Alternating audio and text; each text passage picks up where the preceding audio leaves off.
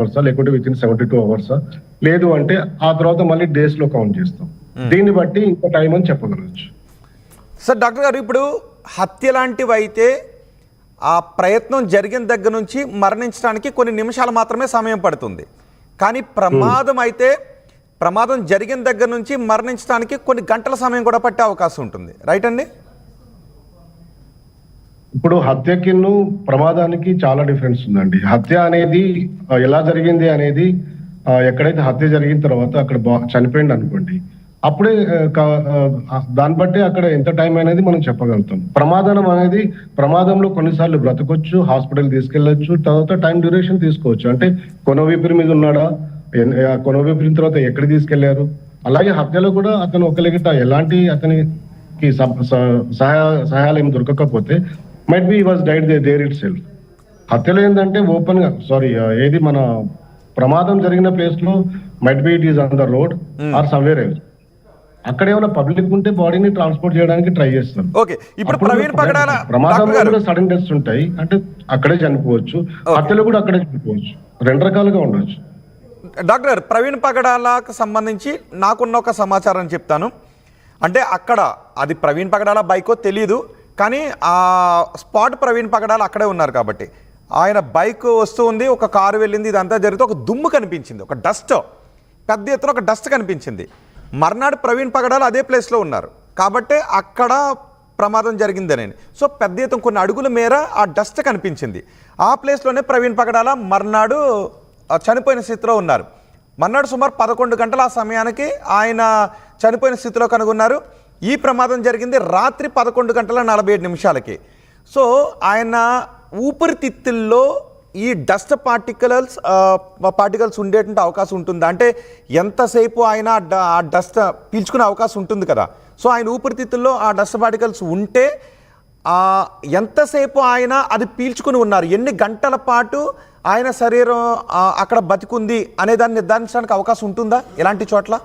ఎందుకంటే కాసేపు బ్లీడింగ్ ఎక్కువై ఆయన బైక్ మీద ఉంది కాబట్టి ఒకవేళ ఎవరూ చూడకుండా ఉంటే కొన్ని గంటలు, 4 గంటలు, 3 గంటలు, ఒక 5 గంటల పాటు ఆయన కొన ఊపిరితో ఉన్నారు అదే ప్లేస్లో అని తేల్చడానికి అవకాశం ఉంటుందా? ఇక్కడ ప్రవీణ్ కేసు అనే కాదండి, ఎనీ కేసులో కానీ అతను ఎప్పుడైతే ప్రమాదం జరిగినప్పుడు, అంటే సపోజ్ ఒక ఎగ్జాంపుల్ ఎలా ఇవ్వగలుగుతానంటే, మీకు ఒక బిల్డింగ్ కాలిపోయిన తర్వాత దాంట్లో ఒక మనిషి ఇరుక్కుంటే ఎప్పుడైతే ఆ పొగ పీల్చుకుంటారో ఆ పార్టికల్స్ అనేది మనకు యూసోఫాగస్ కానీ ట్రేకియాలో, సో అవి ఉంటాయి కామన్ గా. అలాగే డస్ట్ పార్టికల్స్ లో డస్ట్ తోటి అలా అయినప్పుడు కూడా నాట్ ఓన్లీ ప్రవీణ్, ఎనీవన్ అక్కడ కొన ఊపిరితో ఉన్నా కానీ లేకుంటే ఊపిరి ఉన్నప్పుడు కానీ పీల్చుకుంటే డస్ట్ పార్టికల్స్ ముక్కు ద్వారా కానీ నోటి ద్వారా పోతే అవి యూసోఫాగస్ లో కానీ ఎక్కడో చోట పార్టికల్స్ కనిపిస్తాయి. అదే అప్పుడే చనిపోయింది అనుకోండి, అదే డస్ట్ ఉంది అనుకోండి, అలాంటి ఆనవాళ్ళు కానీ మనము పోస్ట్ మార్టం చేసినప్పుడు కనిపించాయి. ఎందుకంటే చనిపోయిన తర్వాత ఏదైతే శ్వాస ఆడడం కానీ ఇలాంటి ఏం జరగవు. సో అది దాన్ని బట్టి మనము not only dust particles, even పొగ కానీ పొగలో మంటల్లో ఇరుక్కున్నప్పుడు కానీ దాన్ని సూత్ అంటాం కామన్ గా మనము. సూత్ పార్టికల్స్ ఇట్ విల్ బి ఇది మన ట్రేకియాలో ఉంటాయి. దాన్ని బట్టి అది పేషెంట్, అంటే సపోజ్ నేను బర్న్స్ గురించి మాట్లాడుతున్నాను, ఇప్పుడు గాలి దుమ్ము గురించి మనము ప్రవీణ్ గురించి ఈ విషయం పక్కన పెడితే, ఒక మంటల్లో ఇరుక్కున్నప్పుడు చనిపోయిన మనిషిని మంటల్లో వేస్తే అలాంటి పొగ అనేది ఆ ట్రేకియాలో అంటే గొంతులో కానీ లేకుంటే యూసోఫాగస్ లో ఉండదు. అదే చనిపోక ముందు ఆ మంటల్లో వేస్తే అలాంటి ఆ ఎవిడెన్స్ అనేది, ఆ పార్టికల్స్ అనేది కంపల్సరీ అతను పీల్చుకుంటాడు కాబట్టి దాంట్లో ట్రేస్ అవుట్ అవుతాయి.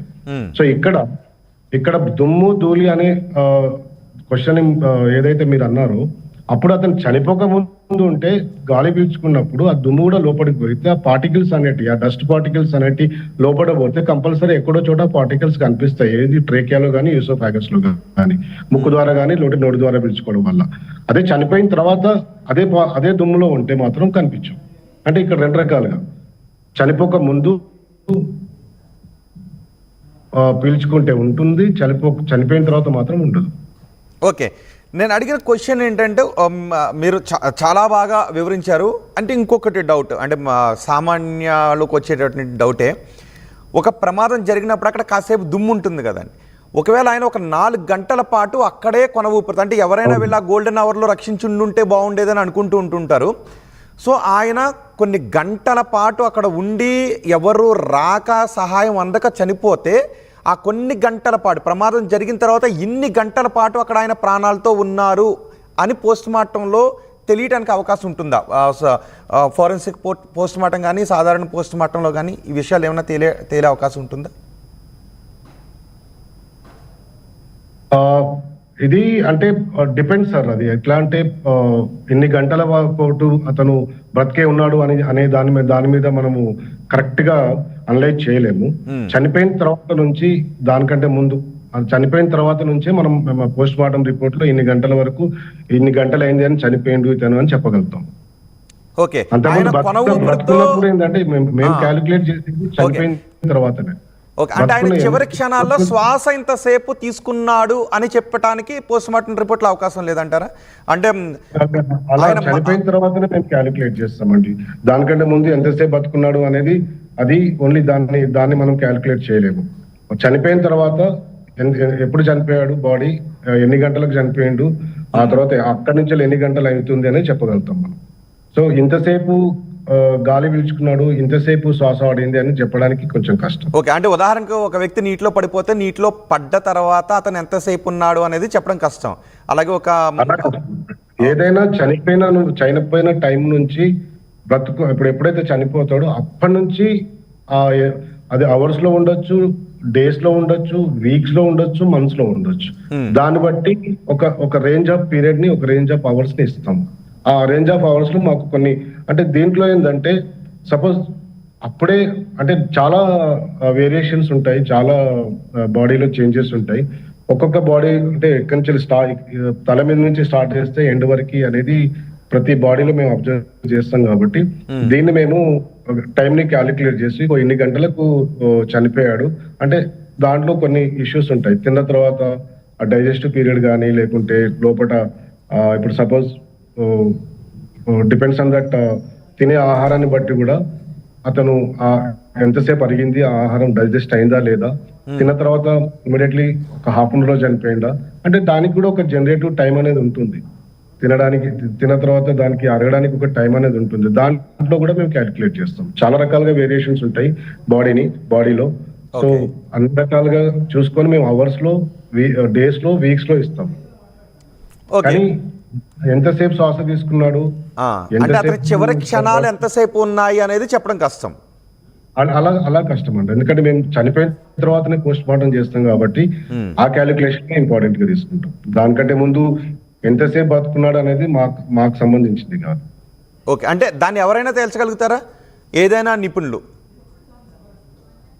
అది యాక్చువల్ గా సపోజ్ ఒక ఎగ్జాంపుల్ గా తీసుకుందామండి. ఎవరన్నా అంటే ఇప్పుడు సపోజ్ ఒక యాక్సిడెంట్ కేసు అయింది, అక్కడ ఎవరో ఒక వెహికల్ కొట్టేసి వెళ్ళిపోయారు. పాపం కొన ఊపిరిలో ఉంటాడు అతను. కొన ఊపిరిలో ఉన్నప్పుడు అతనికి సహాయం చేయగలిగితే హాస్పిటల్ తీసుకొచ్చే లోపు ఆ టైం పీరియడ్ ని మనం క్యాలిక్యులేట్ చేయొచ్చు. కొన ఊపిరిలో ఎంత అంటే అప్పుడు కూడా లైవ్ గా ఉన్నప్పుడు ఎగ్జామిన్ చేసే మెజర్మెంట్స్ వేరే ఉంటాయి, చనిపోయిన తర్వాత చేసే మెజర్మెంట్స్ వేరే ఉంటాయి. ఓకే, అది కూడా అతనికి కొన ఊపిరితో సహాయానికి తీసుకువెళ్తూ ఉన్నప్పుడు మాత్రమే క్యాల్కులేట్ చేస్తారంటున్నారు, రైట్? ఓకే, అది అందుకొరకే చెప్తాను. ఇప్పుడు సపోజ్ ఒక చనిపోయిన తర్వాత చాలా వరకు ఏంటంటే మామూలుగా మనం నాడీ చెక్ చేస్తాం. నాడీ చెక్ చేస్తే మామూలుగా ఉన్నప్పుడు నాడీ చెక్ చేయడం వేరు, రక్త గాయాలతో ఉన్నప్పుడు మెల్లమెల్లగా నాడీ కూడా, పల్స్ అనేవి కూడా తగ్గిపోతూ ఉంటాయి. సో అలాంటప్పుడు ఏంటంటే అలాంటి టైంలో బ్లీడింగ్ ఎంత సివియర్గా ఉంది, అలాంటి దాని మీద మెల్లమెల్లగా పేషెంట్ డిసీజ్ ఎవరైతే వ్యక్తి క్యాండిడేట్ లైవ్ గా ఉన్నప్పుడు అతను తీసుకొచ్చే టైం ని సడన్ గా ఎంతవరకు హిమరేజిక్ షాక్ లోకి వెళ్ళిపోయింది అనేది చెప్పగలుగుతాం. సో అది బతుకున్నప్పుడు. చనిపోయిన తర్వాత సపోజ్ మీరు ఇమీడియట్లీ మా దగ్గర చనిపోయిన తర్వాత తీసుకొచ్చింది అనుకోండి బాడీ, మేము అప్పుడే అది విత్ ఇన్ 1 hour 2 hours అని చెప్పేస్తాం. అంటే చేంజెస్ ఆఫ్ ది బాడీ అది.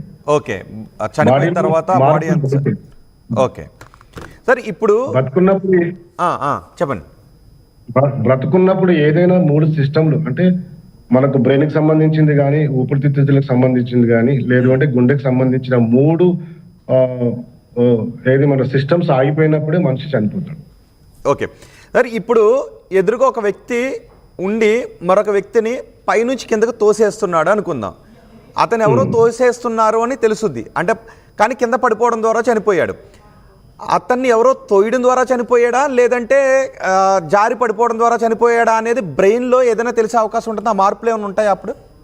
అంటే ఎటువంటి ఆనవాళ్ళు లేవు, వాళ్ళ మీద ఏ ముద్రలు ఉండవు, జస్ట్ ఏదో అంటే ఇది మీరు సినిమాటిక్ గా అడుగుతున్నారండి. కానీ అంటే అతను వెనకాల ఎవరో ఉన్నారు, అతను చూశాడు నెట్టేటప్పుడు, కానీ అది బ్రెయిన్ లో వచ్చేసి స్టోర్ అయ్యింది అని అంటున్నారు మీరు.